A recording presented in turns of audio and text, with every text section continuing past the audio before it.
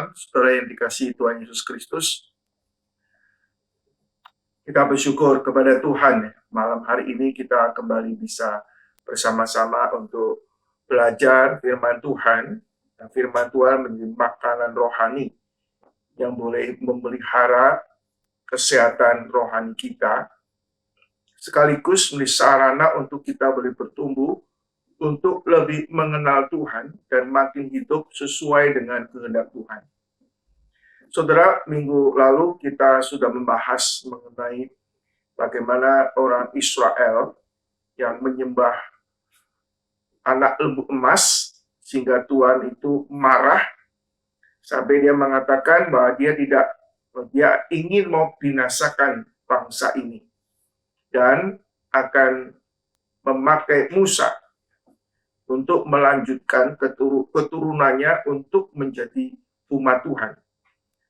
Tapi kemudian kita memahami bahwa Musa berdoa, ya, jikalau engkau membinasakan bangsa ini, lebih baik engkau hapus namaku dari kitab kehidupan. Aspek lain, Musa juga berkata kepada Tuhan, Tuhan, apa kata orang kalau engkau membinasakan bangsa ini? Dan juga mengatakan mengenai janji Tuhan terhadap keturunan Abraham.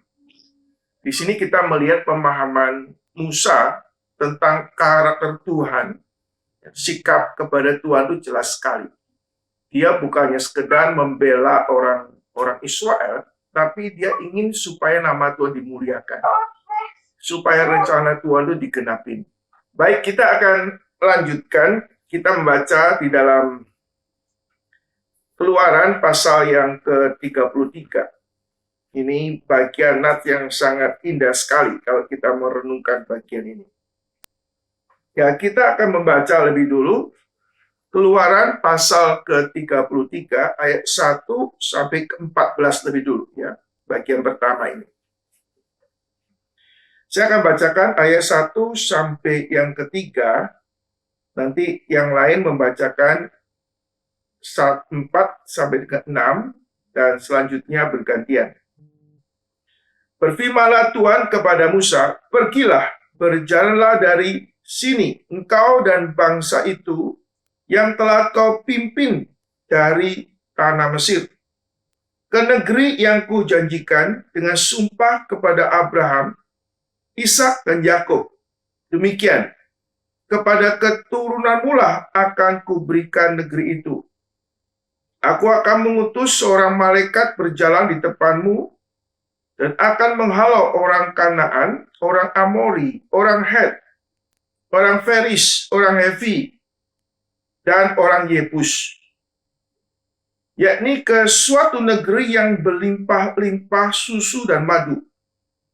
Sebab aku tidak akan berjalan di tengah-tengahmu, karena engkau ini bangsa yang tegak tengkuk, supaya aku jangan membinasakan engkau di jalan. Silakan. Bangsa itu mendengar ancaman yang mengerikan ini, bergabunglah mereka, dan seorang pun tidak ada yang memakai perhiasannya. Berfirmanlah Tuhan kepada Musa, katakanlah kepada orang Israel, kamu ini bangsa yang tegak tengkuk. Jika aku berjalan di tengah-tengahmu sesaat pun, tentulah aku akan membinasakan kamu.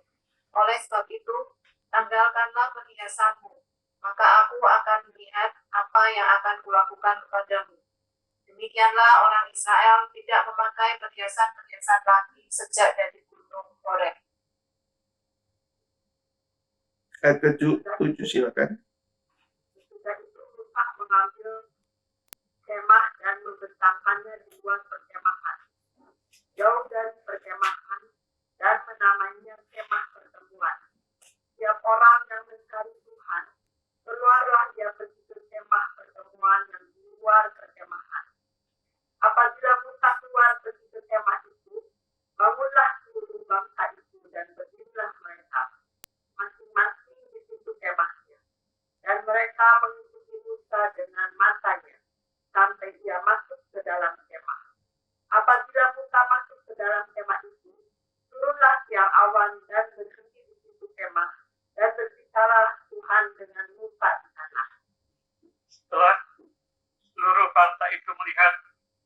yang awal berhenti di pintu kemah, maka mereka bangun dan sujud menyembah masing-masing di pintu kemahnya. Dan Tuhan berbicara kepada Musa dengan berhadapan muka seperti seorang bicara kepada temannya. Kemudian kembalilah ia ke perkemahan. Tapi artinya Yosua bin Nun, orang yang masih muda, tidaklah meninggalkan kemah itu. Sampai 12, Pak. Lalu berkatalah Musa kepada Tuhan, memang engkau berfirman kepadaku, suruhlah bangsa ini berangkat. Tetapi engkau tidak memberitahukan kepadaku siapa yang akan kau utus bersama-sama dengan aku. Namun demikian engkau berfirman, aku mengenal namamu dan juga engkau mendapat kasih karunia di hadapanku. Maka sekarang jika aku jelas menemukan kasih karunia di hadapanmu, beritahukanlah kiranya jalanmu kepadaku. Jika aku mengenal engkau, supaya aku tetap mendapat kasih karunia di hadapanmu. Ingatlah bahwa bangsa ini umatmu. Lalu dia berfirman, aku sendiri hendak memimpin engkau dan memberikan keselamatan kepadaku. Berkatalah Musa kepadanya, jika engkau sendiri tidak memimpin kami, janganlah suruh kami berangkat dari sini. Ya, saudara, sampai di sini aja dulu ya. Saudara yang dikasihi Tuhan Yesus Kristus, Tuhan telah menetapkan bagaimana akan melanjutkan di dalam memimpin bangsa Israel untuk menuju tanah Kanaan.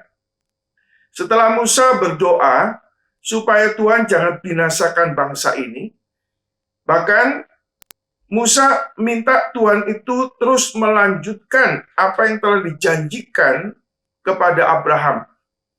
Dan kita melihat kemudian Allah berfirman kepada Musa, "Pergilah, berjalan dari sini engkau dan bangsa itu yang telah kau pimpin dari tanah Mesir, ke negeri yang telah kujanjikan dengan sumpah kepada nenek moyang, sumpah kepada Abraham, Ishak, Yakub, demikian kepada keturunanmu akan kuberikan negeri itu." Saudara yang dikasihi Tuhan Yesus Kristus, kita melihat Tuhan memerintahkan untuk bangsa Israel untuk melanjutkan perjalanan sesuai dengan apa yang dijanjikan oleh Tuhan menuju tanah Kanaan. Tapi saudara, Tuhan juga mengatakan, karena kamu sudah tegar tengkuk, ya, maka aku tidak akan menyertai kamu. Ya. Aku hanya akan mengutus malaikatku untuk menyertai bangsa Israel. Tuhan beralasan bahwa kalau aku ada di tengah-tengah bangsa Israel, maka Tuhan akan marah, bahkan akan menghabisi bangsa Israel. Dan ini perkataan yang serius yang Tuhan sampaikan melalui Musa kepada orang Israel. Saudara, kita melihat Allah mengatakan bahwa apa yang dijanjikan Tuhan kepada Abraham, Ishak, dan Yakub tetap akan digenapi. Bangsa Israel akan masuk tanah Kanaan dan akan menikmati berkat-berkat perjanjian. Tapi Tuhan mengatakan, aku tidak menyertai engkau. Saudara, kita perhatikan kata aku tidak menyertai engkau. Saudara, tapi Tuhan akan mengutus seorang malaikat untuk menyertai dan akan menolong orang Israel untuk menaklukkan bangsa-bangsa yang di tanah Kanaan. Saudara, ini mengandung pengertian, saudara, bahwa Tuhan tetap mengizinkan masuk tanah Kanaan untuk menikmati segala berkat perjanjian Tuhan. Tetapi, saudara, Tuhan tidak akan menyertai. Kalau Tuhan menyertai bersama-sama mereka berbuat dosa lagi, tegak tengkuk, maka Tuhan akan menghabisin atau memakan mereka dengan api.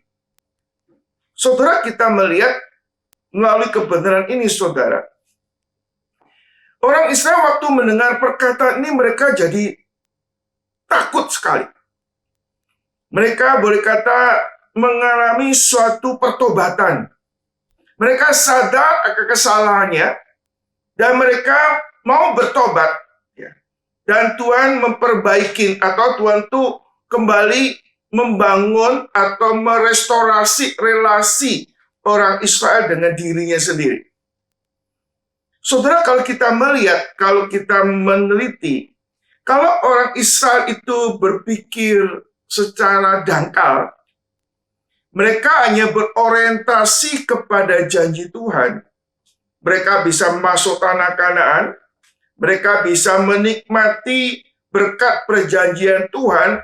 Di sana ada susu, madu, hidup enak. Maka saudara-saudara yang kasih Tuhan Yesus, ini nggak jadi masalah siapa yang diutus. Pokoknya gue dapet tanah perjanjian itu, saudara. Tetapi bangsa Israel mulai ada suatu kesadaran.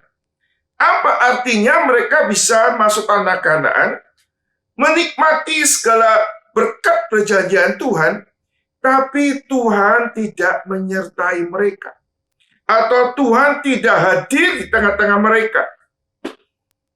Segala berkat-berkat yang mereka terima, tetapi mereka kehilangan diri Tuhan sendiri. Maka saudara kata Yesus Kristus, bangsa Israel melihat ini perkara yang serius, bukan perkara yang sederhana. Penyertaan Tuhan itu suatu hal yang penting sekali di dalam kehidupan orang Israel. Nanti di dalam pembahasan berikutnya, Musa mengatakan, kalau Tuhan tidak menyertai bangsa ini, jangan suruh kami pergi. Lalu Musa beralasan, kalau kau nggak menyertai kami, apa bedanya kami dengan bangsa-bangsa lain? Nah, di sini kata Yesus Kristus, orang Israel di samping melihat Tuhan tidak menyertai, tapi juga Tuhan ada suatu sikap yang serius. Mau binasakan bangsa ini, kalau tegak tengkuk terus gitu ya. Nah, setelah kita melihat di sini kemudian bangsa Israel ini mendengar ancaman yang mengerikan ini, berkabunglah mereka dan seorang pun tak ada yang memakai perhiasan. Saudara, ini berkata suatu pertobatan. Pertobatan secara massal karena melihat karakter Allah yang tidak bisa disepelekan. Saudara, kata Yesus Kristus, orang makin mengenal Allah bukan mengenal secara teori saja, mengenal karakter Allah sekaligus sikap Allah. Nah, ini membuat mereka tuh gentar. Saudara. Apalagi baru saja terjadi ada 3.000 orang yang tegar tengkuk, yang aktif melakukan suatu penyembahan berhala. Mereka dibunuh oleh Tuhan melalui orang-orang Lewi.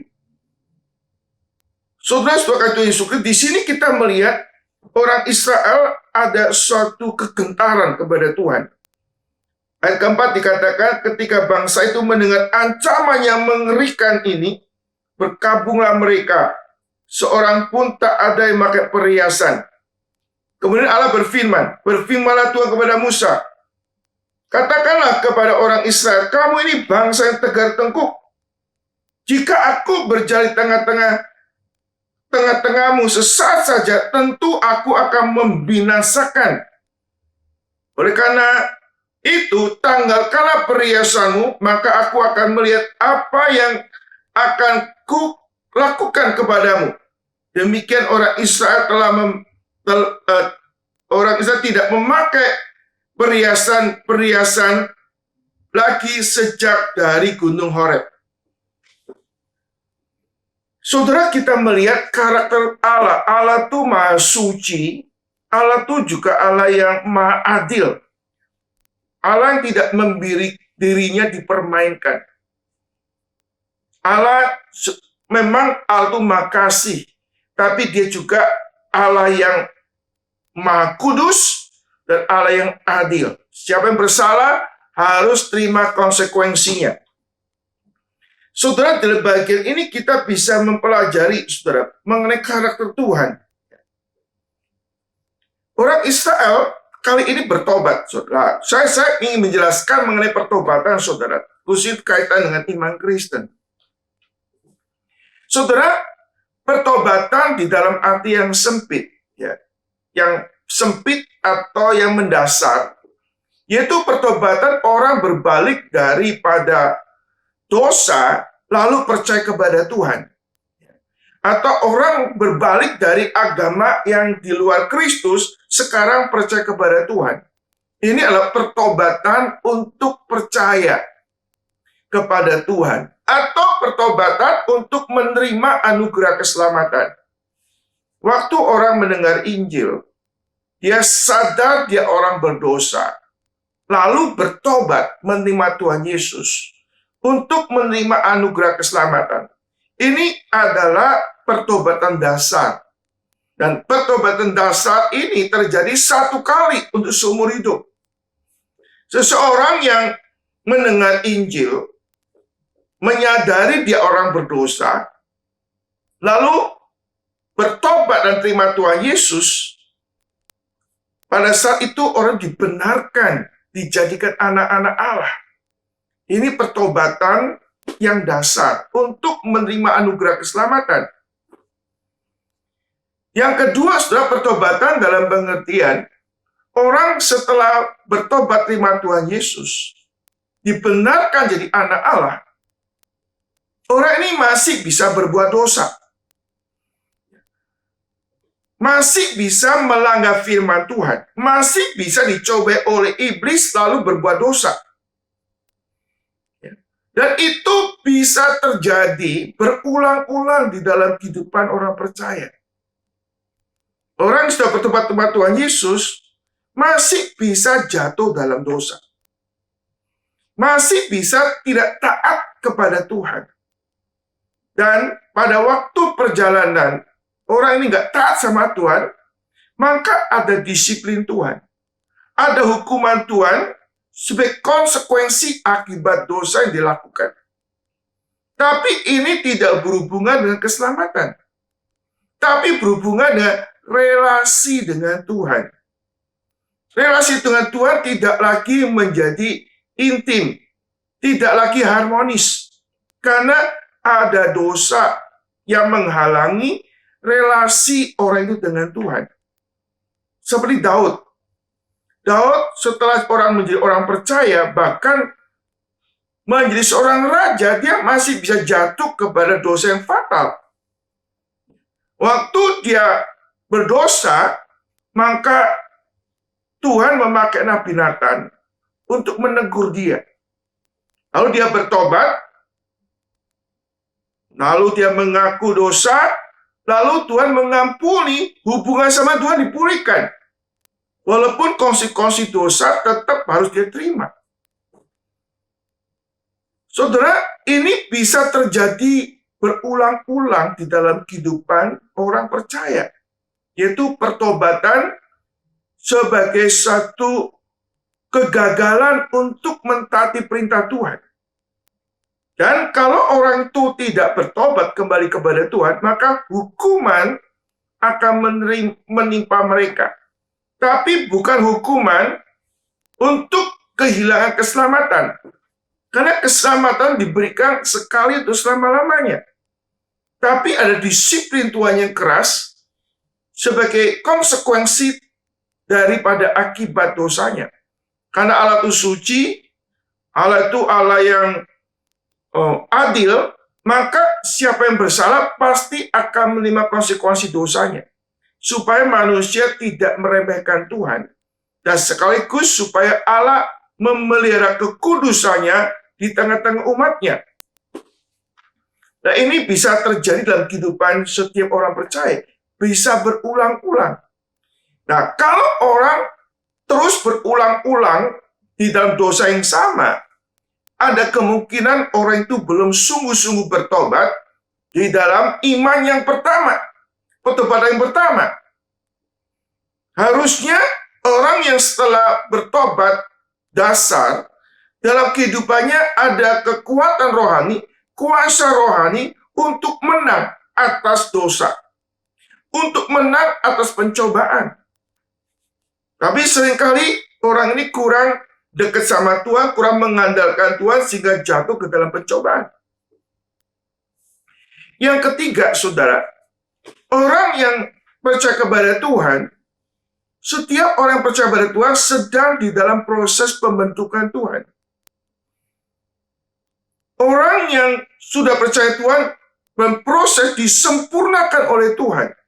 Dan ini proses seumur hidup, saudara. Sebagai orang percaya, kita masih harus menanggalkan manusia lama kita dan mengenakan manusia baru. Dan terus-menerus diperbarui untuk seperti gambar kaliknya atau gambar di dalam Kristus. Dan ini terjadi di dalam kehidupan kita sampai kita bertemu dengan Tuhan. Kita terus disempurnakan, dikuduskan, dimurnikan, makin serupa dengan Tuhan. Dan kita melihat di sini, saudara, di dalam perjalanan orang Israel, mereka melakukan penyembahan berhala, menyembah anak lembu emas. Maka di sini Allah mengatakan, aku tidak akan menyertai engkau.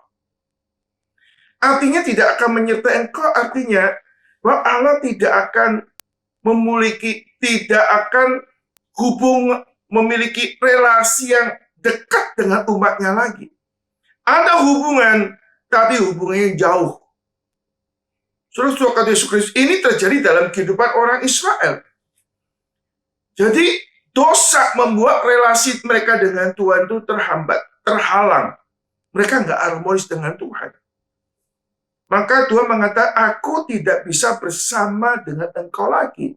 Atau bersama dekat dengan umat Israel. Maka Allah memakai malaikatnya untuk menyertai. Sesaat saja Tuhan bersama orang Israel, maka murka Allah bisa menghanguskan atau bisa membinasakan mereka. Nah, di sini kita boleh kata Allah jaga jarak dengan umatnya.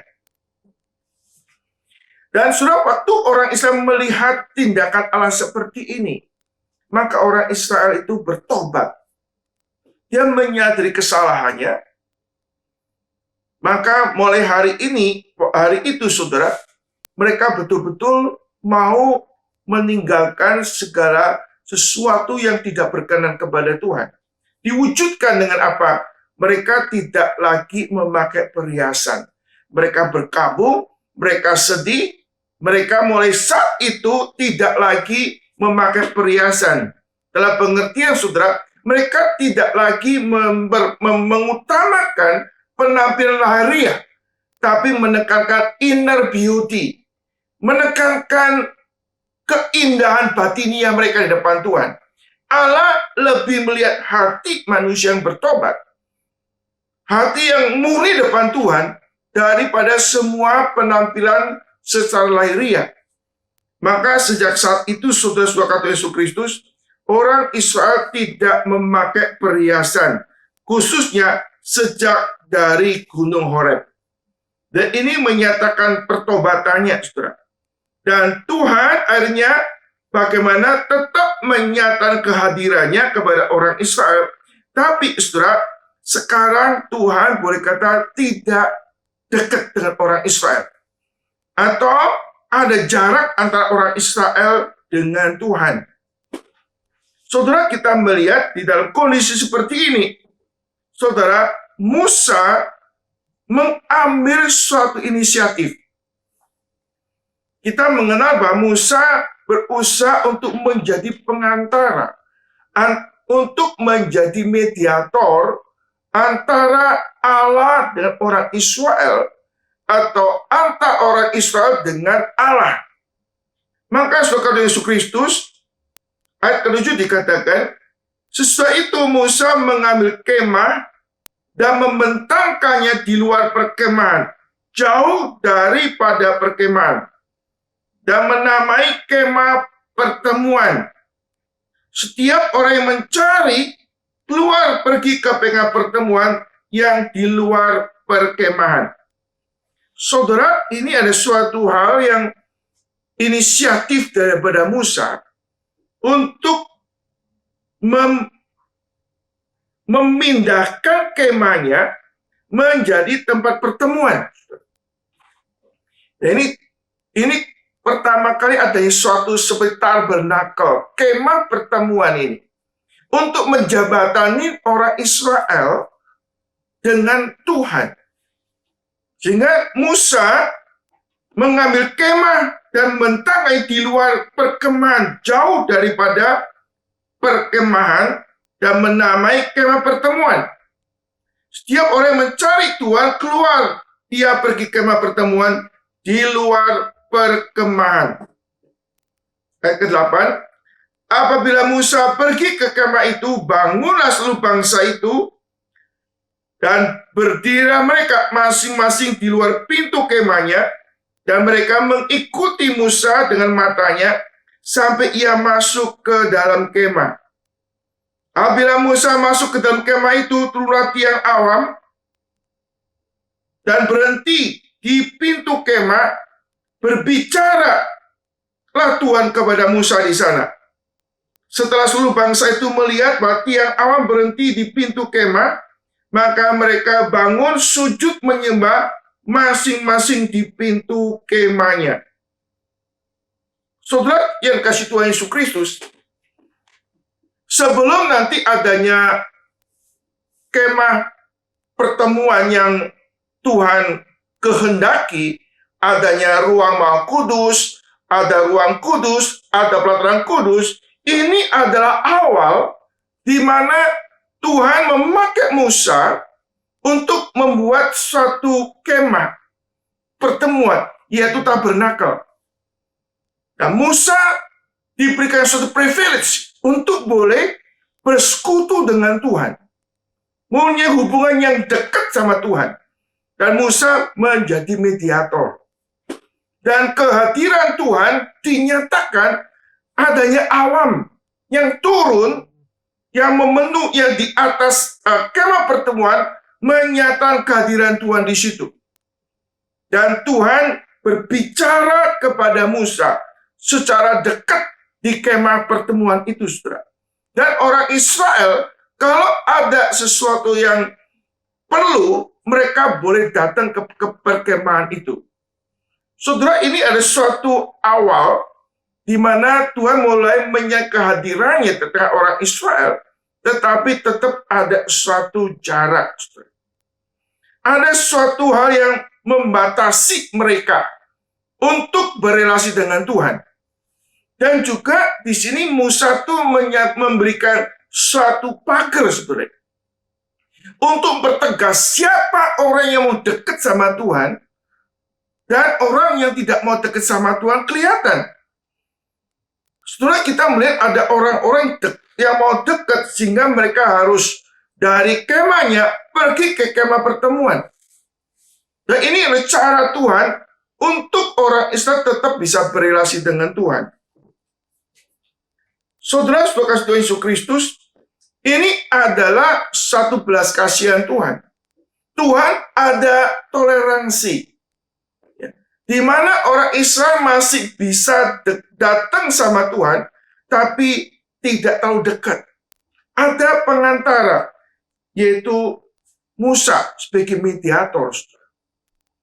Dan orang Israel pada waktu Musa ada di kemah pertemuan, ada awan yang turun di situ, yang menyatakan Tuhan hadir, lalu mereka ini Musa bercakap-cakap dengan Tuhan, maka disebutkan, saudara, seluruh bangsa itu melihat bahwa tiang awan berhenti di pintu kemah, maka mereka bangun, sujud, menyembah masing-masing di pintu kemahnya.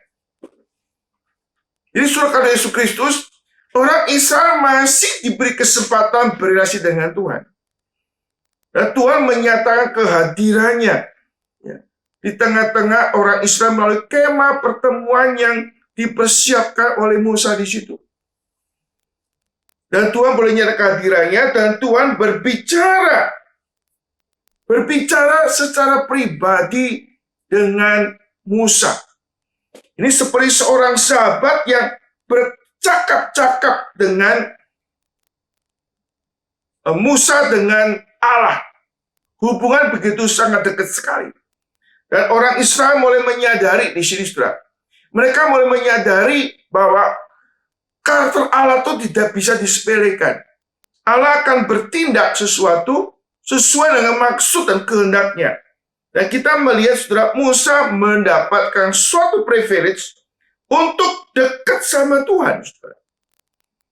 Saudara, yang kasih Tuhan Yesus, kita memahami bahwa Allah itu maha hadir. Allah itu maha hadir atau omnipresent. Tapi saudara, Allah yang maha hadir ini, di dalam anugerahnya, Allah memberi kesempatan orang boleh menikmati keintiman, kehadirannya secara personal kepada seseorang. Nah, ini adalah suatu anugerah Tuhan. Seperti Musa, orang Israel boleh menikmati kehadiran Tuhan lewat tabernakel. Tapi kita melihat, saudara, Musa memiliki hubungan yang dekat sama Tuhan. Bisa bercakap-cakap dengan Tuhan. Dan ini sesuatu yang indah dalam kehidupan Musa. Boleh kata hubungan Musa dengan Tuhan seperti nggak ada jarak. Saudara, pada zaman COVID adanya social distancing. Ada jarak kita relasi. Ya. Karena ada COVID supaya nggak saling menular. Tapi setelah kita melihat, saudara, di dalam relasi Tuhan sama Musa. Musa adalah orang yang punya hubungan yang dekat sama Tuhan. Bahkan kalau kita melihat nanti, saudara, di mana Musa ingin juga lebih dekat sama Tuhan. Dia sudah dekat, ya, tapi dia ingin lebih dekat dan menikmati Tuhan. Nanti kita akan mempelajari, kita melihat, saudara. Di sini penting sekali, saudara, kita pahami. Saudara, kita diselamatkan oleh Tuhan. Atau orang Israel diselamatkan dari perbudakan di Mesir. Tujuannya apa? Tujuannya supaya orang Israel itu beribadah kepada Tuhan. Dan sekaligus menikmati Tuhan. Sekaligus menikmati segala janji berkat Tuhan. Sebagai umat Allah, umat perjanjian Allah, yang akan mewarisi segala berkat perjanjian Tuhan. Saudara, sebagai anak Tuhan, tujuan hidup kita itu untuk bagaimana beribadah kepada Tuhan. Lalu kita boleh menikmati kehadiran Tuhan seperti yang dikatakan di Westminster, suatu katekisme. Manusia dicipta oleh Tuhan untuk memuliakan Allah dan menikmati Allah di dalam kehidupannya. Khususnya di dalam relasi dengan Tuhan. Dan saudara, kita melihat bahwa orang Israel, saudara, masih diberi kesempatan untuk berrelasi dengan Tuhan, tapi masih ada jarak. Mereka belum menikmati close, dekat sama Tuhan. Dan lalu kita melihat, saudara-saudara, kata Yesus Kristus di dalam ayat yang ke-12 dikatakan, lalu berkatalah Musa kepada Tuhan, memang engkau berfirman kepadaku, seluruh bangsa ini berangkat, tetapi engkau tidak memberitahu kepadaku siapa yang akan kau utus bersama-sama dengan aku. Namun demikian engkau berfirman, aku mengenal namamu, juga engkau mengenal, aku mengenal namamu, dan juga engkau mendapat kasih karunia di depanku. Maka sekarang, jika aku kiranya mendapat kasih karunia di depanmu, beritahukanlah kiranya jalanmu kepadaku, sehingga aku mengenal engkau, supaya aku tetap mendapat kasih karunia di depanmu. Ingatlah, bangsa ini adalah umatmu. Saudara, kasih Tuhan Yesus Kristus, ayat 13 ini bagus sekali. Maka sekarang kiranya aku mendapat kasih karunia di hadapanmu. Beritahukan kiranya jalanmu kepadaku, sehingga aku mengenal engkau. Sudah perhatikan. Beritahukanlah jalanmu kepadaku, supaya aku mengenal engkau. Saudara, kasih Tuhan Yesus Kristus, Musa sudah kenal Tuhan. Allah memanggil dia pada waktu dia masih ada di padang gurun. Lalu Allah telah menyertai Musa, membebaskan orang Israel dari tanah Mesir dengan banyak tulah yang dijatuhkan. Musa sudah kenal Tuhan, saudara. Tapi di sini katakan Musa, supaya aku, dikatakan, sehingga aku mengenal engkau. Artinya, saudara, ini mengenal ini bukannya mengenal sekedar mengenal secara biasa. Tapi, saudara, istilah mengenal ini, saudara, mengenal dengan dekat. Saudara, dalam bahasa Ibrani pakai istilah yada. Yada itu hubungan seperti suami istri, so close. Artinya, saudara, Musa ingin terus-menerus meningkatkan relasi dengan Tuhan. Ingin lebih dekat dengan Tuhan, dan tetap mendapat kasih karunia di hadapan Tuhan. Saudara, kasih Tuhan Yesus Kristus ini mirip dengan perkataan daripada Paulus. Yang ku kehendaki ialah mengenal dia. Persekutuan dengan Tuhan. Dikatakan pengenalan akan Kristus jauh lebih mulia dari segala sesuatu. Bahkan sesuatu kuanggap sampah karena Kristus.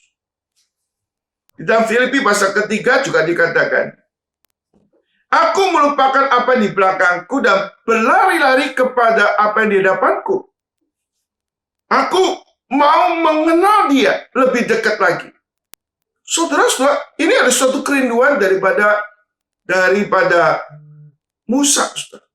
Orang sedang mengenal Tuhan dengan benar, maka ada kehausan untuk mau lebih mengenal dan lebih dekat sama Tuhan, saudara. Saudara, di dalam kehidupan kita, sebagai orang percaya, kadang-kadang kita bisa jatuh satu pola kehidupan, kita lebih menyukai berkat-berkat Tuhan daripada Tuhan sendiri. Saudara, kalau orang Israel itu hanya ingin masuk tanah Kanaan, hanya ingin masuk ke tanah Kanaan menikmati susu dan madu, tanah perjanjian, tapi mereka tidak mengingini Tuhan, maka yang dia dapat itu semua jadi nothing, saudara. Dan Musa memahami hal ini, saudara. Musa ingin lebih mengenal Tuhan, lebih daripada berkat-berkat Tuhan. Maka di sini dikatakan, saudara-saudara kata Yesus Kristus, Musa mengatakan, beritahukanlah kiranya jalanmu kepadaku, sehingga aku mengenal engkau, supaya aku tetap mendapat kasih karunia di hadapanmu. Ingatlah, bangsa ini adalah umatmu. Saudara, ini seperti Musa tuh mengingatkan bangsa ini umatku, karena beberapa kali Tuhan mengatakan ini umatnya daripada Musa, atau umat itu, atau menganggap bahwa orang Israel itu sudah jadi orang lain di depan Tuhan. Dan Musa dalam doanya berkata, bangsa ini umatku, umatmu, umat Tuhan. Artinya, Musa ingin supaya orang Israel boleh memiliki hubungan yang dekat lagi sama Tuhan. Lalu firman Tuhan, aku sendiri hendak membimbing engkau dan memberikan ketenteraman kepadamu. Saudara, kita melihat bahwa Tuhan menjawabnya personal, hanya untuk Musa. Aku sendiri hendak membimbing engkau dan memberikan ketenteraman kepadamu. Artinya, saudara, berilah tahukah jalanmu kepadaku sehingga aku mengenal engkau. Tuhan mengatakan, aku sendiri yang hendak membimbing engkau. Tuhan akan membimbing Musa untuk mengatur jalan Tuhan supaya dia bisa lebih dekat sama Tuhan dan memberikan ketenteraman kepadamu. Saudara yang kasih Tuhan Yesus, Tuhan menjawab doa dari Musa. Tuhan sendiri akan membimbing Musa. Tapi Musa tidak berhenti sampai di situ. Dia mengatakan, jika engkau sendiri tidak membimbing kami, janganlah suruh kami pergi berangkat dari sini. Artinya saudara, Musa tidak ingin hanya disertai oleh malaikat, tapi ingin disertai Tuhan sendiri.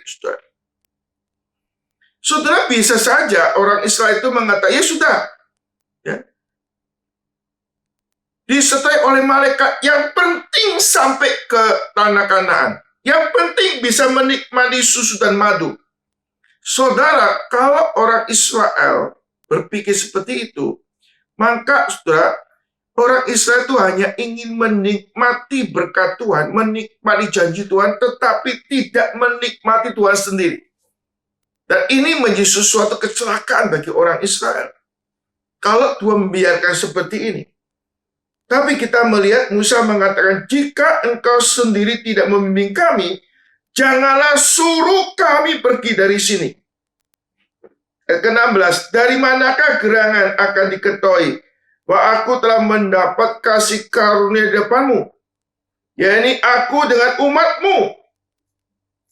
Bukankah karena engkau berjalan bersama-sama dengan kami, sehingga kami dengan umatmu ini dibedakan dengan bangsa-bangsa lain yang ada di muka bumi ini?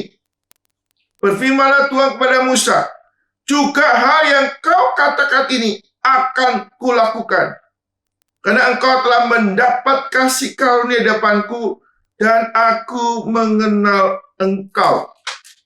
Saudara, kita melihat Musa adalah orang yang terus bergumul depan Tuhan, berdoa kepada Tuhan, dan ingin mendapatkan yang terbaik, yaitu diri Tuhan sendiri. Ini doa Musa bagus sekali, saudara. Jikalau Tuhan tidak membimbing kami sendiri, jangan suruh kami pergi.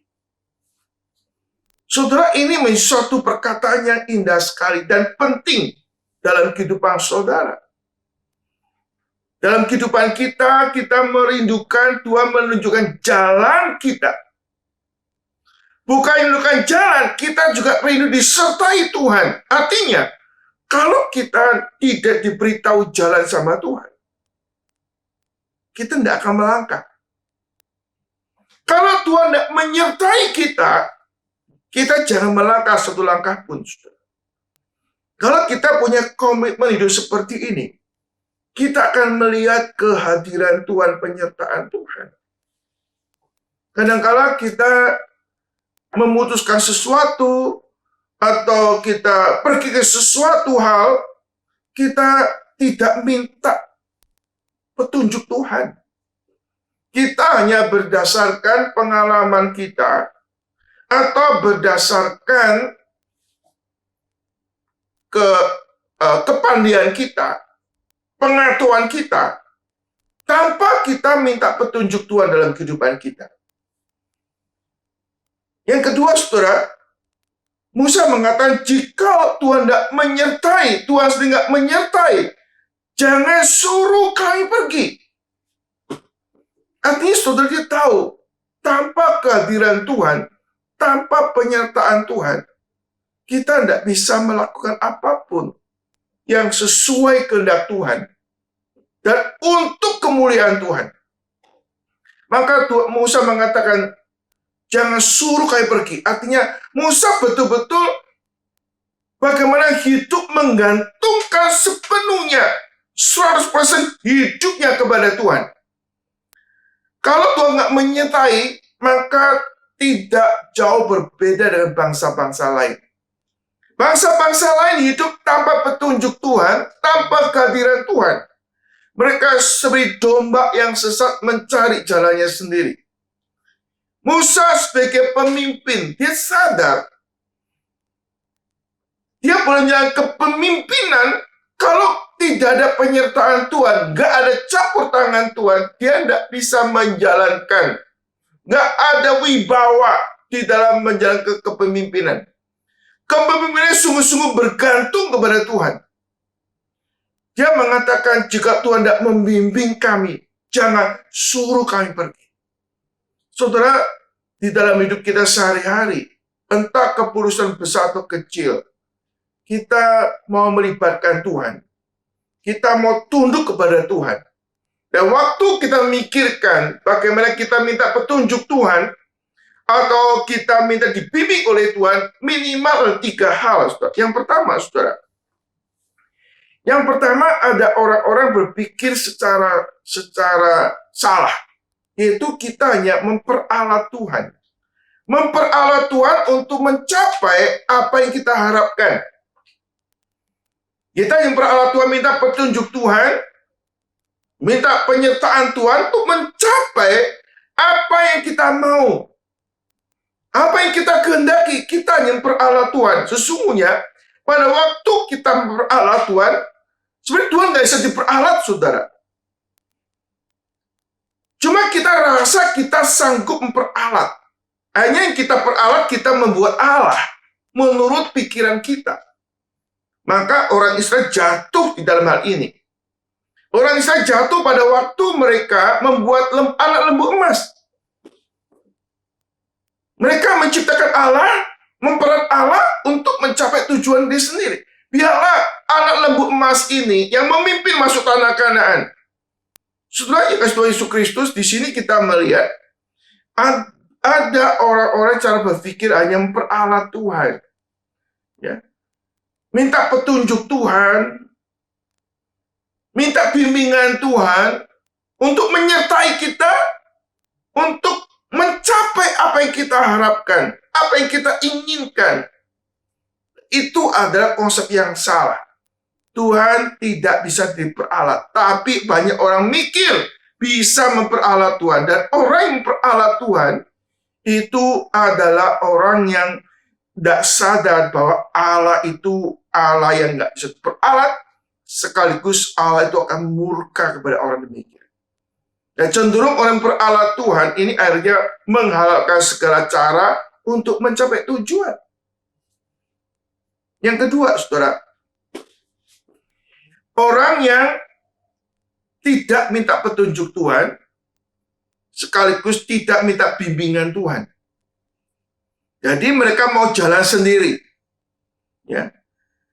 Mau hidup semau sendiri. Ya, ini lebih jujur, saudara. Yang pertama memperalat Tuhan, yang kedua tidak Tuhan-Tuhanan. Mereka hanya mau hidup semau sendiri, tanpa bergaul sama Tuhan, tanpa minta petunjuk Tuhan, dan tanpa mendapat bimbingan Tuhan. Dan orang Kristen yang tidak mau belajar firman Tuhan, tidak mementingkan kehidupan doa, pada dasarnya mereka ada seperti orang ateis praktis. Percaya Tuhan tapi nggak minta petunjuk Tuhan.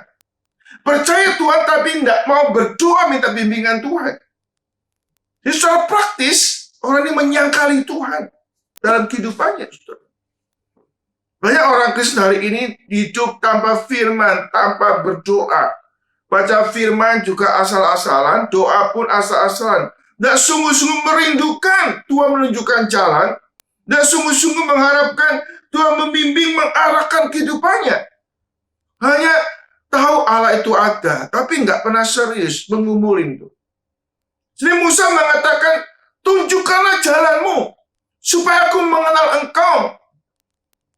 Kalau engkau tidak menyertai kami, jangan suruh kami pergi.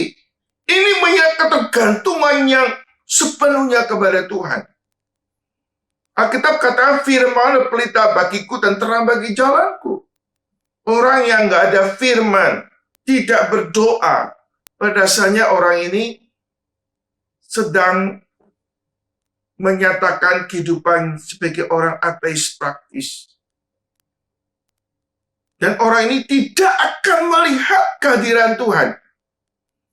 Dan orang ini tidak akan melihat campur tangan Tuhan. Dan makin jauh, dia makin hidup jauh sama Tuhan. Dan kalau nggak ada firman, nggak ada penyertaan Tuhan, maka tidak heran segala keputusannya, hasilnya, nama Tuhan nggak dipermuliakan, saudara. Kita sebagai anak Tuhan perlu belajar tiap hari, bergumul seperti Musa, yaitu kita mau belajar firman, minta pimpinan Tuhan. Segala sesuatu yang di luar firman, saya tidak akan lakukan. Kalau Tuhan nggak bimbing, saya tidak akan melangkah. Orang yang betul-betul minta bimbingan Tuhan, minta petunjuk Tuhan, kita akan melihat campur tangan Tuhan. Dan ini menjadi sesuatu hal yang bukan pilihan.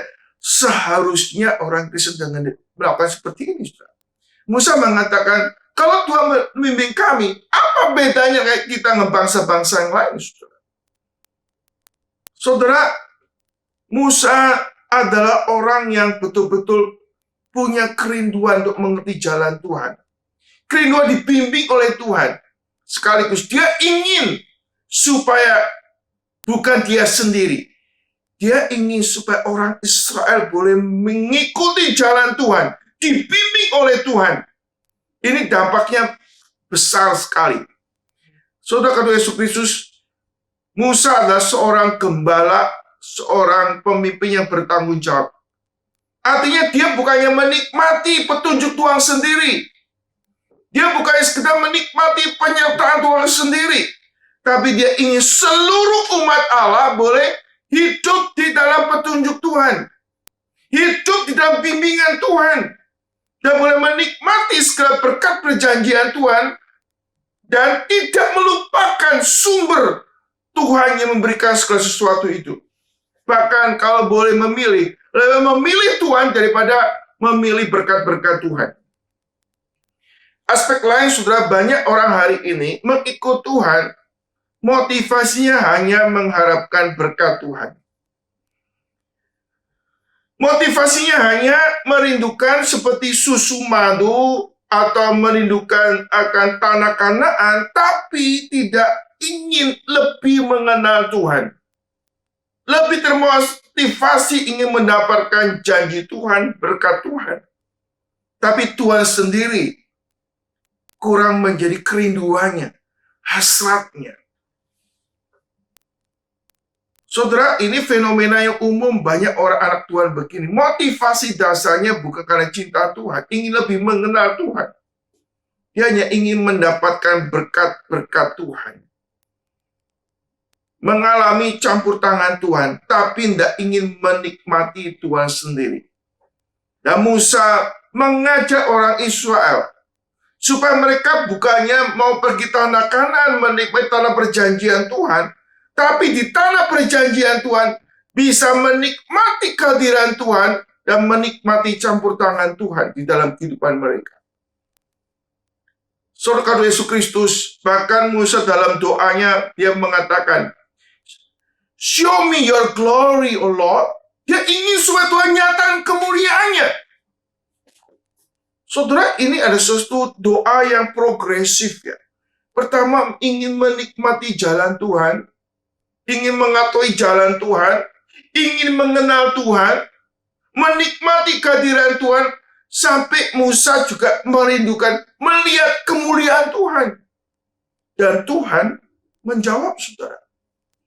Walaupun dia hanya melihat sebagian daripada diri Allah atau bayang-bayang Allah sendiri, tapi suatu privilege daripada Tuhan yang diberikan kepada Musa, boleh mengenal Tuhan secara progresif, menikmati Tuhan, bimbingan Tuhan, dan kemuliaan Tuhan. Saudara, kalau orang boleh menikmati bimbingan Tuhan, lalu melihat campur tangan Tuhan, melihat kemuliaan Tuhan, maka nggak ada sesuatu pun yang diingini dalam dunia ini, kecuali mengingini Tuhan. Dan ini hal-hal yang indah, yang kita boleh pelajari dalam kehidupan Musa bersama orang Israel. Mulai daripada kejatuhan orang Israel dari pembuat anak lembu emas. Lalu Allah menyemurkannya, kemarahan yang serius. Dan bersyukur ada Musa menjadi pengantara. Sehingga kemarahan Allah bisa diredakan.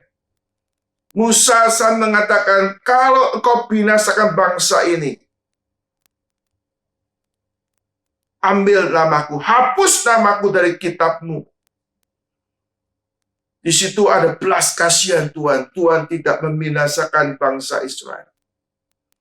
Allah ada toleransi. Toleransi Allah memberi kesempatan orang Israel bertobat.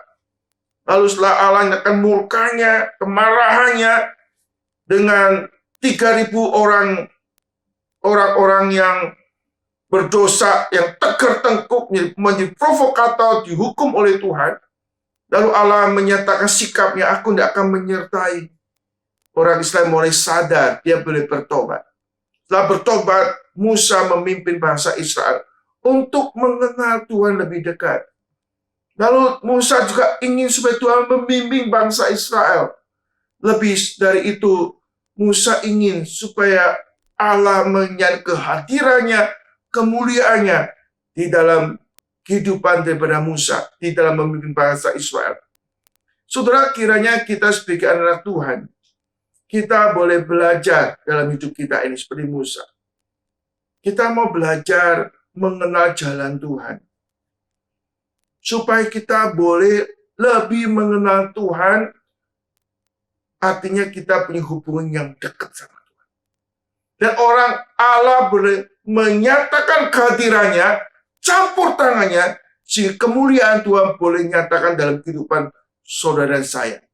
Dan orang-orang sekitar kita tahu bahwa Allah hadir, Allah berkarya dalam kehidupan saudara dan saya, dan nama Tuhan dipermuliakan. Musa beri contoh. Dia bukan hanya memperalat Tuhan untuk mencapai tujuannya.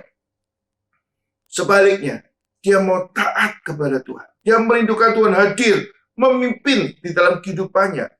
Sehingga nama Tuhan boleh dimuliakan di dalam apapun yang dikerja oleh Musa dan juga oleh orang Israel. Kiranya Tuhan memberkati kita semua dan menolong kita untuk hidup sesuai dengan kehendak Tuhan.